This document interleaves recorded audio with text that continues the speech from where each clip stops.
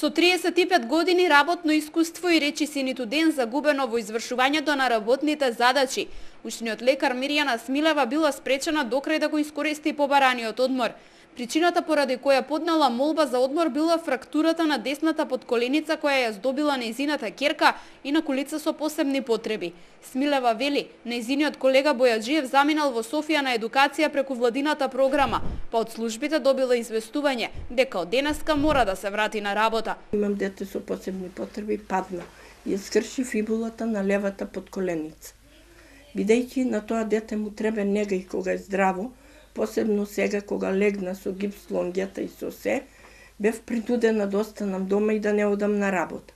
Побарав годишен одмор, зашто имам доста, од 2 до 10. Во петокот, тоа е на 4 октомври, 15 до 2, 15 до 14 часот, ми се јави архиварката дека одморот ми е прекинат, не можам да го користам до 10, него од понеделник треба да одам на работа. Зошто? Не знам рече. Директорот на Велешката болница Атанас Василев денеска и дал дозвола да го искористи побараниот одмор. Вели дека доктор Смилева воопшто не навела причина поради која бара одмор. Од Министерството пак добил потврда дека Бојаджиев треба да замина во Бугарија и од вчера тој не е во земјава. Докторката имаше дадено молба за користење годишен одмор, а причина за користење на одморот може да биде било која. Ја не бев информиран дека детето е повредено. Ако она го кажеше тоа дека е причина за одморот повреда на дете, ја ќе дозволев да го користи одморот до крај или боледување ако сака да користи, а доктор Бојаджиев ќе го задржи во градот. Меѓутоа, пошто не бев информиран, Бојаджиев замина, Мирјана Смилева има причина за да биде дома поради детето, и ја за таа цел овозможив градот да не остане без ушен лекар, односно од секој ден од клиниката за уво, нос и грло од Скопје ќе доаѓа лекар специјалист и ќе почне со работа од 9 часот сабајле. Во моментов ушното одделение работи само со специјализант кој денеска ги врши прегледите. Затоа веќе од утре, па до враќањето на еден од специјалистите, Смилева или Бојаджиев, лекар од Скопската клиника за уво, нос и грло ќе ги прегледува велешани.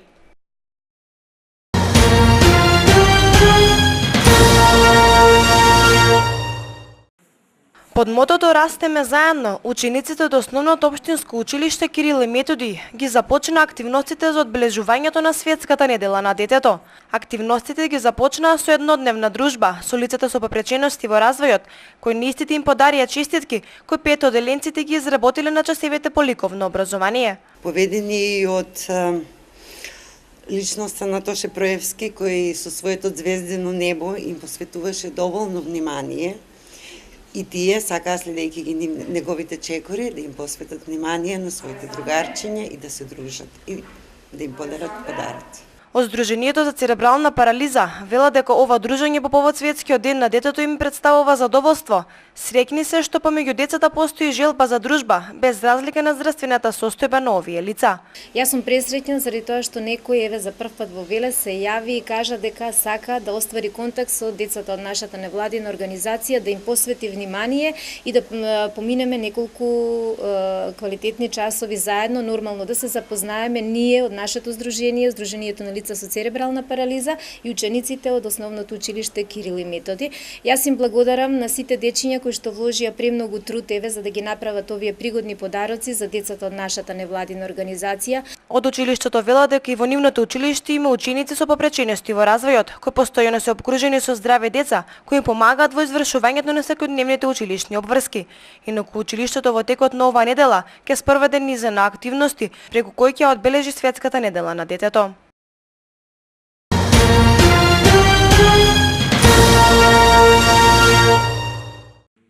Министерката за култура Елизабета Канчевска-Милевска викендов беше во посета на општина Велес. Имаше средба со градоначалникот Чадиев, како и директорите на институциите од културата во градот, Народниот театар, локалната библиотека и Народниот музеј.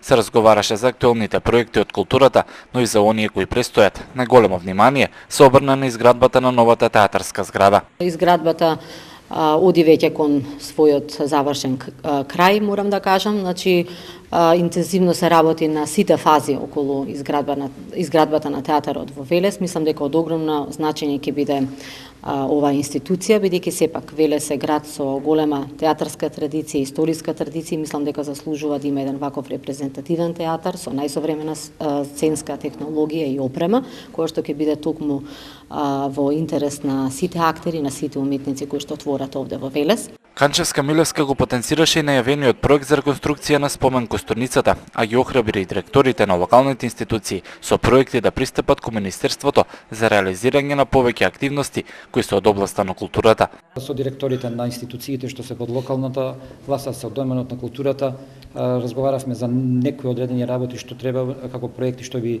аплицирале во наредните периоди, бидејќи нас не очекуваат повеќе години работа нели во доменот на културата и во другите сегменти на локалната самоуправа, за на крајот да се сложиме што е она што треба да правиме понатаму, како да одат институциите на едно подобро ниво на раководење и што треба да се догради, да се направи, да се исправи во нивните објекти каде што има потреба. Министерката изрази надеж дека идната година ќе бидат поддржани доста проекти и културни настани кои се одржуваат во Велес. Конкурсот за нив е веќе затворен, а сега се формираат комисиите, пошто ќе биде и направен изборот од страна на Министерството за култура.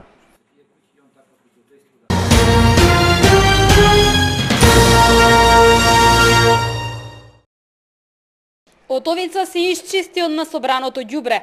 Викендов таму се спроведоа активностите во склоп на кампањата Македонија без отпад. Градоначалникот Шадиев на терен ги следеше активностите и најави слични такви и во други населени места. Ова акција ја организиравме веќе подолго време, не само за Отовица, него ќе одиме во сите населени места со тоа што ќе воведеме и комунална услуга во наредниот период. Тоа значи дека ќе има два пати нелно собирање на отпадот, односно комуналното ѓубре, истовремено ќе воведеме и контрола за да не се повторува ова што можете сега да го видите, да имаме повторно нови депонии, може да ќе биде тоа малкуцка и санкционирано, меѓутоа сепак треба да се трудиме да зачуваме природата онака како што сме ја нашле.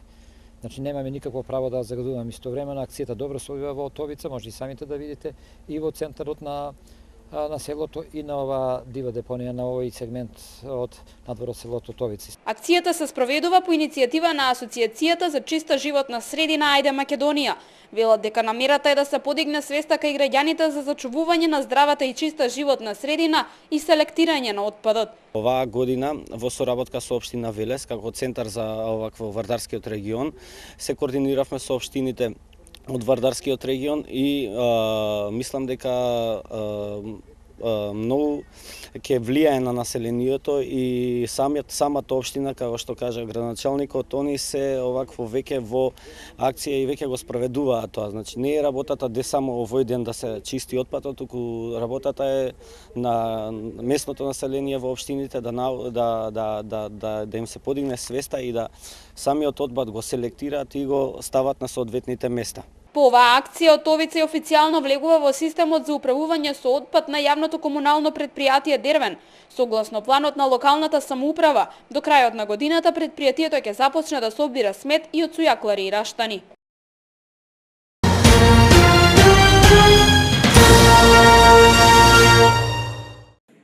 Пред Велешани се промовираше книгата Сатсанг средба со вистината, книга втора од учителот по јога Павлос Хасанагас во издание на Јога Сојузот на Македонија. Ова е продолжение на првата книга на Хасанагас, кој важи и за првиот човек кој пред 40 на години ја донел јогата во Македонија.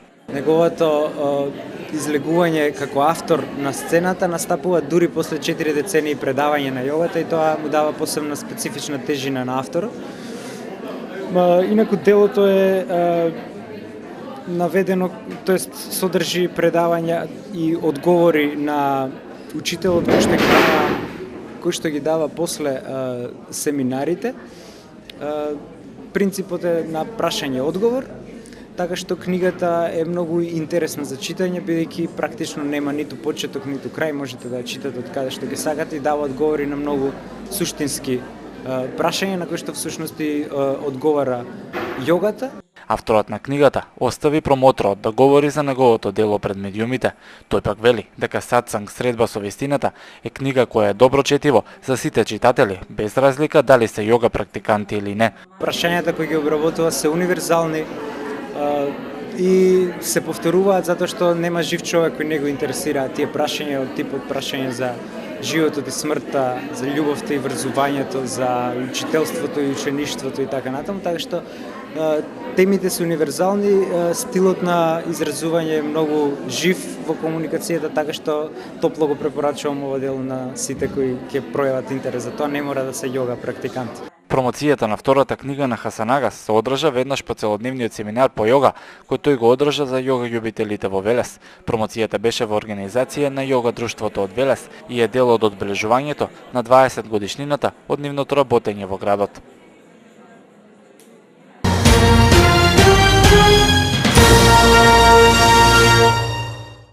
Мотоклубот Носачи на крстот викендов за последен пат сезонава возеа до Маврово. Како предходните, така и оваа година завршното возење го одбележуваат со конгрес, на кој се говори за изминатата моторџиска сезона и сите активности кои биле реализирани, но и за оние кои ги очекуваат во идната возна сезона. Со завадување на времето, можда моторите ќе не мируваат, но ние нема да престанеме со активностите, бидејќи на роденденот на клубот на 1 ноември не очекува традиционално крводарителската акција на моторџиите и за нова година манифестацијата Дедо Мраз на мотор и делење на пакетчиња на децата по улиците во нашиот град. Она што го препишува и самиот статут на мотоклубот е неминовно почитување на собракената култура од страна на сите возачи. Јовик вели дека членовите на здруженијето во секоја прилика се обидуваат на младите да им ја принесат пораката за значењето на почитувањето на собракените правила и прописи. Постои едно правило, да кажеме, кај нас во клубот, затоа и во нашиот статут, прво однесувањето и возењето со мотор по улиците. Значи, пораката која е, прекрасно е, би требало да се вози мотор, но памет во глава. Мотоклубот Носачи на крстот успешно функционира веќе 5 години. Во моментов клубот брои 18 членови, со тенденција бројот на членови континуирано да се зголемува.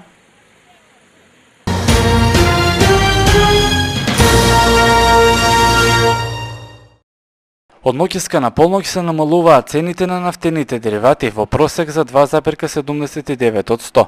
Регулаторната комисија за енергетика ги одреди малопродажните цени на нафтените деривати. Така малопродажните цени на Евросупер БС 95 и Евросупер БС 98 се намалуваат за 1,5 денари по литар. Со тоа, новата цена на Евросуперот БС 95 ки изнесува 78 денари за литар, додека цената на Евросупер БС 98 ки изнесува 79,5 денари за литар. Малопродажната цена на Евродизел се намалува за 2 денари по литар и со тоа новата цена ќе биде 69,5 денари по литар. Малопродажната цена на екстра лесното масло за домаќинство се намалува за 2,5 денари по литар, со што таа сега изнесува 58 денари за литар. Малопродажната цена на мазотот исто така се намалува и сега изнесува 40,943 денари по килограм.